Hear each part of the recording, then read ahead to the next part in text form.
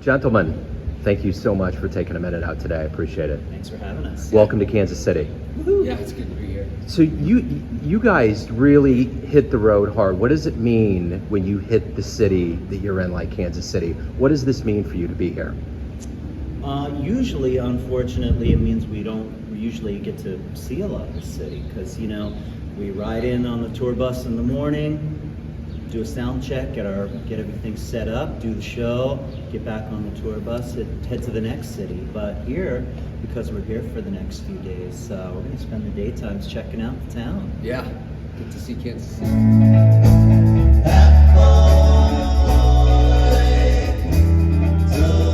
So how did this all begin? How did this venture begin with you guys? Who came up with it? How did it merge? How does it work? It kind of happened organically. I mean, it goes way back to 1975.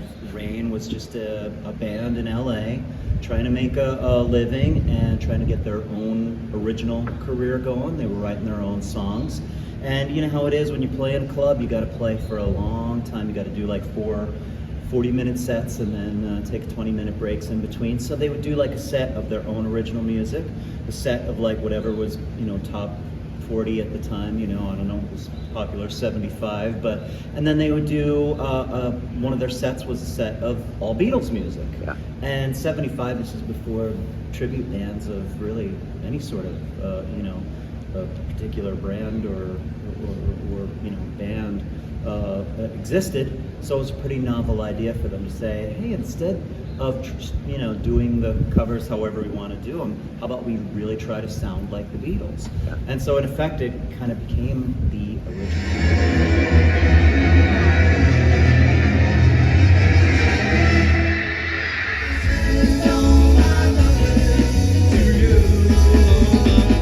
The keyboard player that was in at the time, his name is Mark Lewis, and he kind of became the band leader. And when those guys finally left, he brought in some of the guys from the Broadway show Beatlemania. Yeah. Including Paul's dad.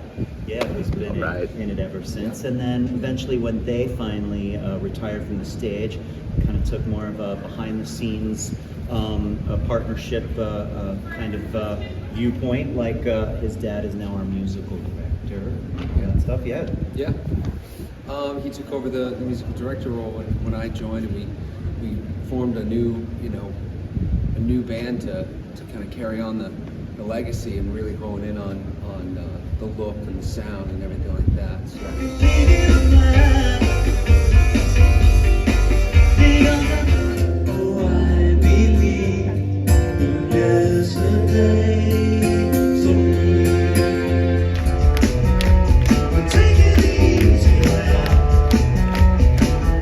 This. Is there any weird connection at all to the actual Beatles?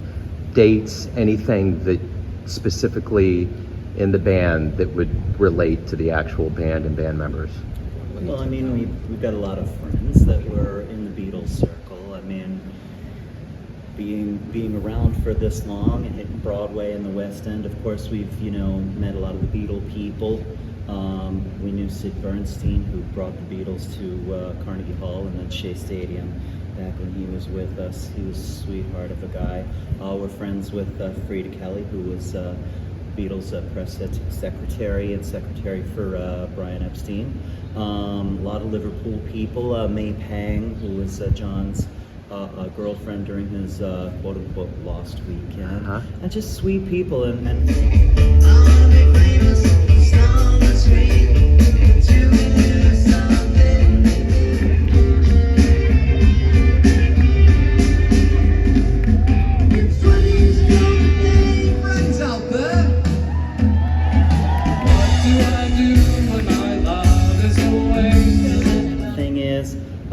I jammed with Pete Best, original Beatles drummer. Right so, on. Yeah, it's really cool to know these people and hear their stories. And I always feel really happy that all of their stories about the Beatles are very positive. They always say what great people they were, and the people that do still know them say they're still pretty much just the same as they were. Yeah. So that's nice, you know. If we're gonna pay tribute to people, you know, you'd Yeah. hate them to be, oh, they're jerks. Yeah, you know? right. It's good that they're good people. Yeah, really. Absolutely.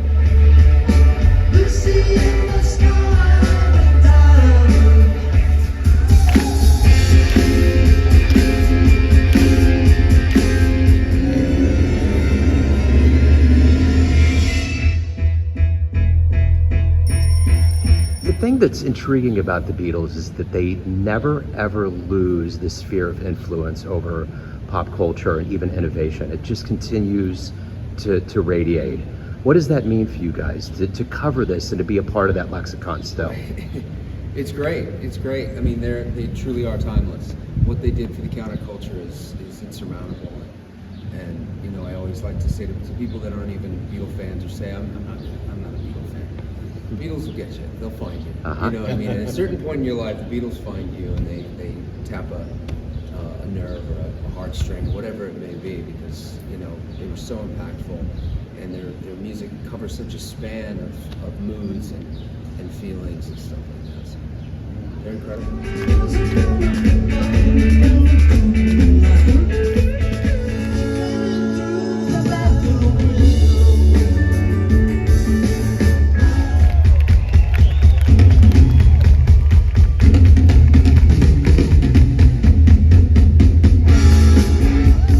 You know, the one thing that we don't realize as fans is what goes in as performers into putting this production together.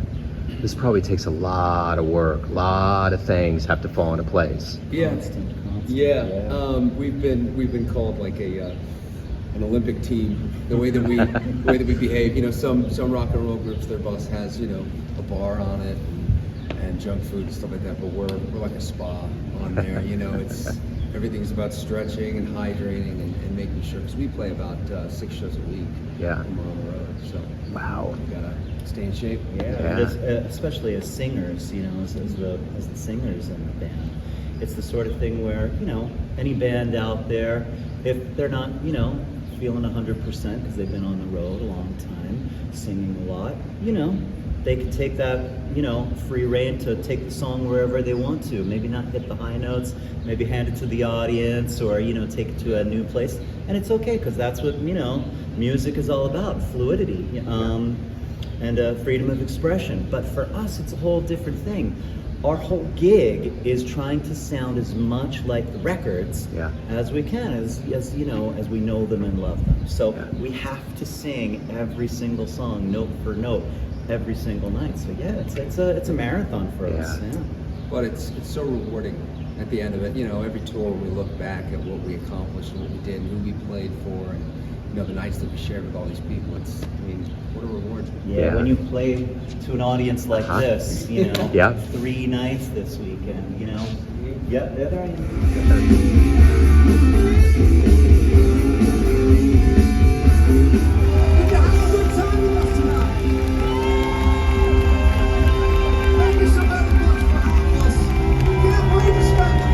Say after the show tonight, just hypothetically speaking, a DeLorean's out there and it's a time machine, okay?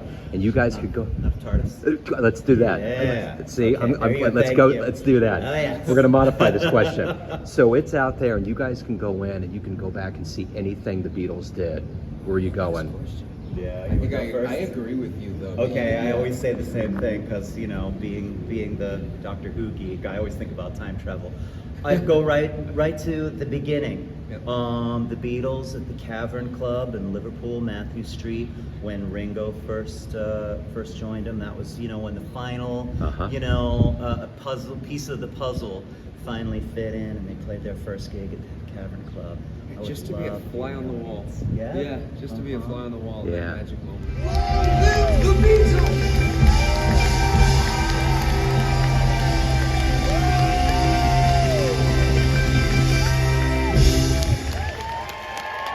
So you probably really have to dig into the history and the lexicon of this band. What do you know about the band from being performers and historians almost that maybe people don't realize about these guys? What would be surprising? Well, what I've gathered is that throughout everything, when people say, you know, they had a messy breakup or or you know, that when they moved on to their solo careers that they were, you know, rifting with each other. That's not true. They were brothers. They were best friends. They loved each other throughout everything. I mean, stuff gets sour when money gets involved, even with family. So that kind of thing happened. Plus, they were children still. They were in their, you know, late 20s. So Yeah. kind of Yeah, don't and I see think- anybody doing that. I Yeah, think you right. really hit the nail on the head when you said family, because you know nobody can bicker like family, but at the end of the day, you still love each other, and I think that was really, you know, the thing that I always seem to take away from them. As much as they fought, and as much as it seems like they hated each other so much because they really loved each other. Yeah. Yeah. You They know. did everything together. Yeah.